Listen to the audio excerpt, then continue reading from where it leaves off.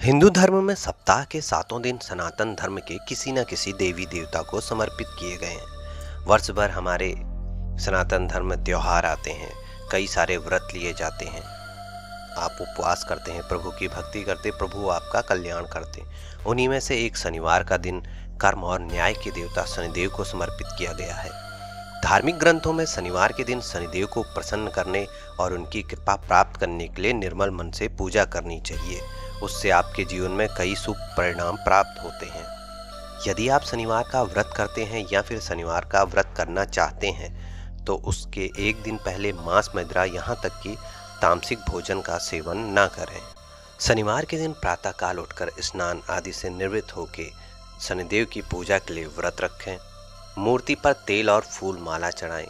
शनिदेव को तिल, काली उड़द या कोई भी काली वस्तु चढ़ाएं। शनिदेव को भोग लगाएं। भोग में आपको तिल, गुड़, खिचड़ी, काले तिल से बनी चीज़ें या गुलाब जामुन का भोग आप लगा सकते हैं।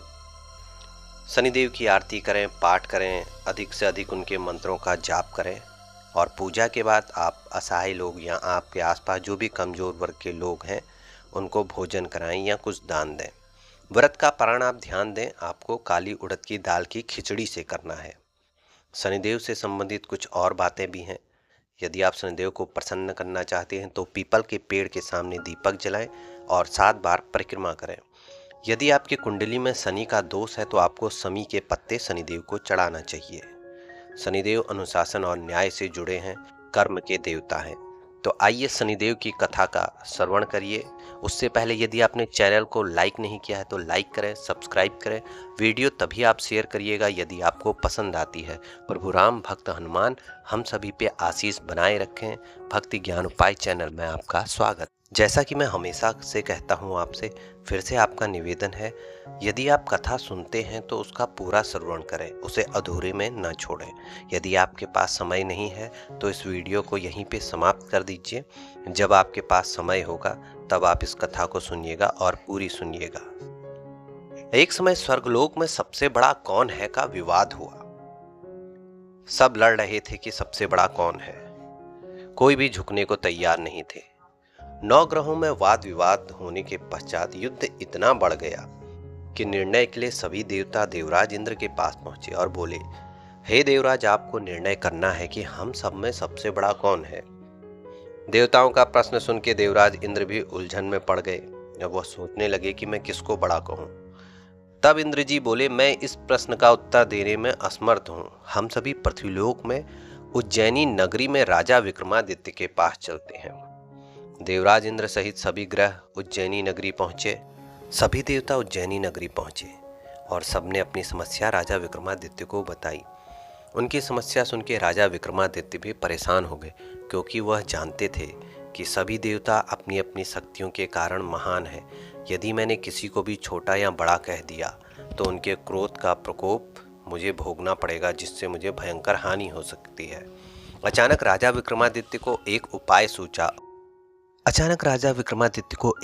सूझा। उन्होंने विभिन्न धातुओं स्वर्ण, रजत, कांसा, ताम्र, सीसा, रांगा, जस्ता, अभ्रक व लोहे के 9 आसन बनवाए। धातुओं के गुणों के अनुसार सभी आसनों को एक दूसरे के पीछे रखवाकर उन्होंने देवताओं को अपने अपने सिंहासन पर बैठने को कहा। देवताओं के बैठने के बाद राजा विक्रमादित्य ने कहा, आपका निर्णय तो स्वयं हो गया। जो सबसे पहले सिंहासन पर विराजमान है वही सबसे बड़ा होगा।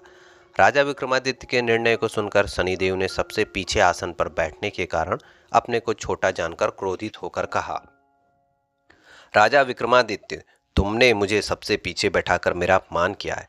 तुम मेरी शक्तियों से परिचित नहीं हो, मैं तुम्हारा सर्वनाश कर दूंगा।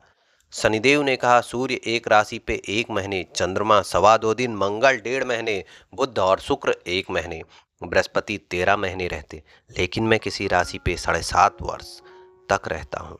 इसीलिए शनिदेव की 7.5 बोली जाती है। बड़े बड़े देवताओं को मैंने अपने प्रकोप से पीड़ित किया। राम को 7.5 के कारण ही वन में जाकर रहना पड़ा। रावण को 7.5 के कारण ही युद्ध में मृत्यु का शिकार बनना पड़ा। राजा, तू भी मेरे प्रकोप से नहीं बच सकेगा। इसके बाद अन्य ग्रहों के देवता तो प्रसन्नता के साथ चल दिए, पर तो शनिदेव बड़े क्रोध के साथ वहां से विदा हुए। राजा विक्रमादित्य पहले की तरह ही न्याय करते रहे। उनके राज्य में सभी स्त्री पुरुष बहुत आनंद से जीवन यापन कर रहे थे। कुछ दिन ऐसे ही बीत गए। उधर शनि देवता अपने अपमान को भूले नहीं थे। विक्रमादित्य से बदला लेने के लिए एक दिन शनिदेव ने घोड़े के व्यापारी का रूप धारण किया और वह उज्जैन नगरी पहुंचे। राजा विक्रमादित्य ने जब सुना है कि राज्य में घोड़े के व्यापारी आया हुआ है, तो उन्होंने अपने अश्वपाल को भेजा और कहा कुछ घोड़े वहां से खरीद लाओ। अश्वपाल ने देखा घोड़े बहुत ही उम्दा किस्म के और बहुत ही कीमती थे। उसे कुछ समझ नहीं आ रहा था। अश्वपाल ने वापस आके राजा विक्रमादित्य को बताया तो विक्रमादित्य स्वयं आकर एक सुंदर एवं शक्तिशाली घोड़े को पसंद किया। घोड़े की चाल देखने के लिए राजा उस घोड़े पे सवार हुए तो वह घोड़ा बिजली की गति से दौड़ पड़ा। तेजी से दौड़ता घोड़ा राजा को दूर एक जंगल में ले गया। फिर राजा को वहां गिराकर जंगल में कहीं गायब हो गया। राजा अपने नगर को लौटने के लिए जंगल में भटकने लगा, लेकिन उन्हें लौटने का कोई रास्ता नहीं मिला। राजा को भूख प्यास लगाई। बहुत घूमने पर उसे एक चरवाहा मिला। राजा ने उससे पानी मांगा। पानी पीकर राजा ने उस चरवाहे को अपनी अंगूठी दे दी। फिर उससे रास्ता पूछकर वह जंगल से निकलकर पास के नगर में पहुंचा। राजा एक सेठ की दुकान पर बैठकर कुछ देर आराम किया। राजा की जब सेठ से बातचीत हुई तो राजा ने अपना असली परिचय नहीं दिया। उससे कहा मैं उज्जैन नगरी से आया हूँ। राजा के कुछ देर दुकान पर बैठने से सेठ जी की बहुत बिक्री हो गई। सेठ ने राजा को बहुत भाग्यवान समझा और खुश होकर उसे अपने घर भोजन के लिए ले गया। सेठ के घर में सोने का एक हार खूंटी पर लटका हुआ था। राजा को उस कमरे में छोड़कर सेठ कुछ देर के लिए बाहर आया। तभी एक आश्चर्यजनक घटना घटी। राजा के देखते देखते सोने के उस हार को खूंटी निगल गई। सेठ ने कमरे में लौटकर हार को गायब देखा तो चोरी का संदेह राजा पर ही किया, क्योंकि उस कमरे में राजा ही अकेला बैठा था। सेठ ने अपने नौकरों से कहा इस परदेसी को रस्सियों से बांधकर नगर के राजा के पास ले चलो। राजा ने विक्रमादित्य से हार के बारे में पूछा तो उसने बताया कि उसको देखते ही देखते खूंटी ने हार को निगल लिया था। राजा विक्रमादित्य की इस तरह की बात सुनकर राजा क्रोधित हो गया और उसने विक्रमादित्य के हाथ पांव काटने का आदेश दे दिया। सिपाहियों ने राजा विक्रमादित्य के हाथ पांव काट कर उसे नगर पर छोड़ दिया। कुछ दिन बाद एक तेली उसे उठाकर अपने घर ले आया और उसे अपने कोल्हू पर बैठा दिया। राजा आवाज देकर बैलों को हाँकता रहता। इस तरह तेली का बैल चलता रहता और राजा को भोजन मिलता रहता। शनि के प्रकोप की 7.5 पूरी होने पर वर्षा ऋतु प्रारंभ हो गई। राजा विक्रमादित्य एक रात मेघ मल्हार गा रहे थे। तभी नगर के राजा की लड़की राजकुमारी मोहिनी रथ पर सवार हो उस तेली के घर के पास से गुजरी। उसने मेघ मल्हार सुना तो उसे बहुत अच्छा लगा और दासी को भेजकर गाने वाले को बुला लाने को कहा। दासी ने लौटकर राजकुमारी को अपंग राजा के बारे में सब कुछ बता दिया। राजकुमारी उसके मेघ मल्हार से बहुत मोहित हुई, अतः उसने सब कुछ जानकर भी अपंग राजा से विवाह करने का निश्चय किया। राजकुमारी ने अपने माता पिता से जब यह बात कही तो वे हैरान रह गए।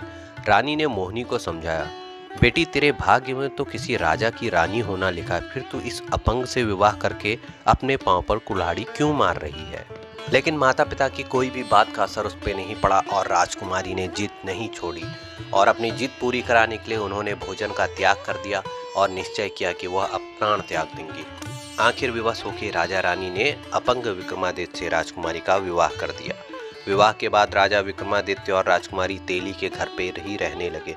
उसी रात स्वप्न में शनिदेव ने राजा से कहा, राजा तुमने मेरा प्रकोप देख लिया, मैंने तुम्हें अपने अपमान का दंड दिया। राजा ने शनिदेव से क्षमा करने को कहा और प्रार्थना की, हे शनिदेव, आपने जितना दुख मुझे दिया है अन्य किसी को ना देना। शनिदेव ने कुछ सोचकर कहा, राजा मैं तुम्हारी प्रार्थना स्वीकार करता हूँ। जो कोई स्त्री पुरुष मेरी पूजा करेगा, शनिवार को व्रत करके मेरी व्रत कथा सुनेगा, उस पर मेरी अनुकंपा बनी रहेगी।